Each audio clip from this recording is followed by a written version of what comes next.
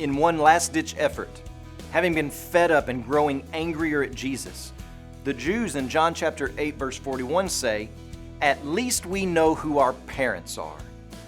Whoa, hold the phone just a minute. What are they saying to Jesus? They are saying, at least we were not born as an illegitimate child. Look at our righteousness. And here's what we learn from this text. The Jews claim a greater righteousness than Jesus. They may be alluding to the rumor that Jesus was conceived before his parents were married, or they may be claiming that they were not pagans and idolaters who frequently and consistently engaged in sexual immorality as part of their religious practices. But one thing for certain they are doing is claiming a righteousness of their own. I remember going to school at UALR my junior year. This was the semester that God had called me away from baseball and into ministry full time. And I remember trying to share the gospel with one of the pitchers on our team. And he just couldn't understand why he needed to trust in Jesus. And his words to me were, "I've never been to jail before. I can't be that bad." Well, what was he doing?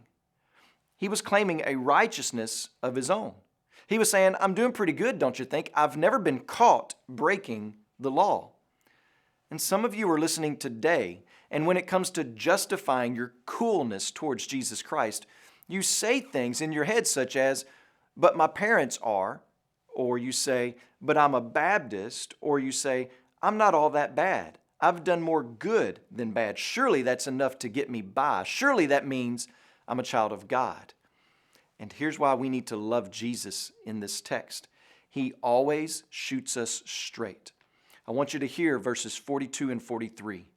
Jesus says, "If God were your Father, you would love, not like, not appreciate, not respect, but you would love me, for I came from God and I am here.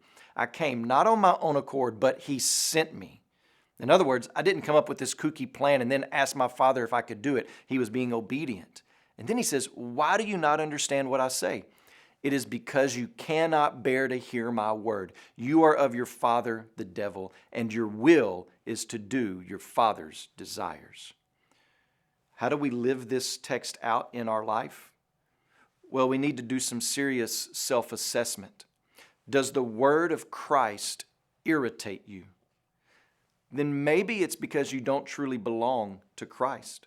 Maybe it's because you claim one of these other substitute statuses as your hope instead of Him. And we want you to turn to Him today and walk with Him day by day.